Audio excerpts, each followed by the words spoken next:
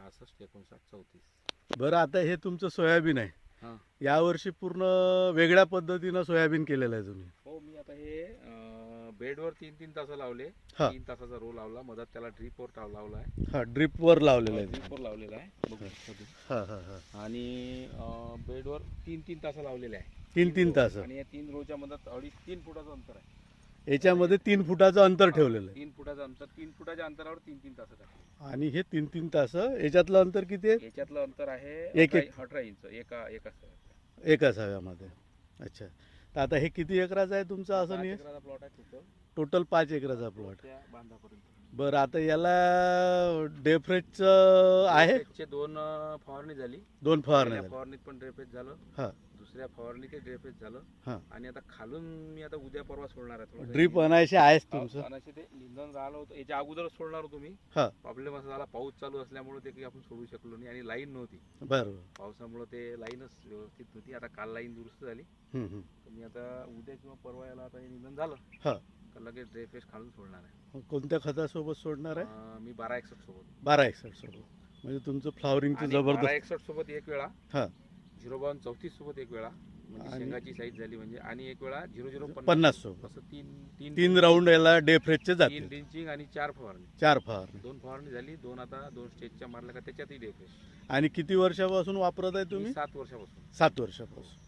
आणि ह्या परिसरात पण चांदूर बाजार एरियात बऱ्याच माझ्याकडे ठिकाणी. याची डीलरशिप पण आहे. हा. आणि पहिले मी कसं आहे, माझी फार्मर प्रोड्युसर कंपनी आहे. हा. आणि माझ्याकडे टोटलीच औषध राहते.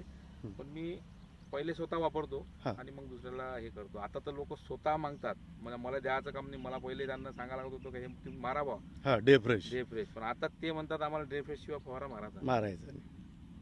चला, म्हणजे चांगली सुरुवात आहे. आणि सोयाबीन. हे सगळा ब्रीडरचा प्लॉट आहे सर. अच्छा. म्हणजे आपल्या कंपनी मार्फत आपण बीजोत्पादनचा कार्यक्रम राबवला आहे. बरं. आणि माझ्याकडे टोटली ब्रीडरची व्हेरायटी आहे. हे मध्य प्रदेशची व्हेरायटी आहे. हं. RVSM 2011-35 ब्रीडर प्लॉट आहे. अच्छा. त्याच्यानंतर यालाच लागून आपण त्यामध्ये देऊ. हा. फोटो दाखवतो तुम्हाला. हा. ते 20-116 म्हणून नवीन व्हेरायटी आहे, JS 20-116. अच्छा. आणि बाकी इथे RVS 18. माझ्याकडे अजून राहुरीच्या पण 3 व्हेरायटी आहे. हं. म्हणजे KDS 753, हं. KDS 992, हं. फुले दुर्वा. त्याच्यानंतर माझ्याकडे MEVS 725चा पण ब्रीडरचा प्लॉट आहे.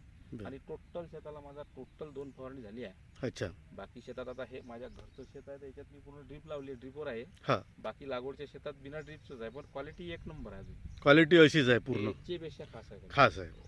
अच्छा अच्छा अच्छा. आता या शेतात तरी थोडंसं पाणी वगैरे थांबते. बरोबर. पावसाळा खूप झाला हो. तरी त्या मानाने खूप चांगली ग्रोथ झाली. नाही, मस्त अजून आहे. याला काहीच सोडलेलं नाही आहे. अच्छा. म्हणजे याला रासायनिक खत पण अजून टाकलं नाही. टाकलेलं नाही तरी म्हणजे सुद्धा. रासायनिक खत आपण ना बेसल टाकलाय हा. ना काहीच टाकलाय, तरी हे कंडिशन अजून बेसल तरी तर द्यावं तुमचं खालून गेलं नाही, नाही तर खालून गेलं तर तू खालून जर गेलं असतं, आज जे तुम्हाला अंतर मध्ये हे दिसून राहिलं, हे तुम्हाला पॅक झालं असतं. 6 इंचाचं मधार, हा. हे अंतर तुम्हाला पॅक झालं असतं. बिलकुल आणि एक बिलकुल. वेळा तुम्ही स्पेशली हा. शेंगा लागल्यानंतर स्पेशली व्हिडिओ, शेंगा भरल्याच्या नंतर स्पेशली व्हिडिओ काढू, बिलकुल मग लोकांना पूर्ण समजेल का ड्रेपेज काय आहे. बरं. धन्यवाद सर.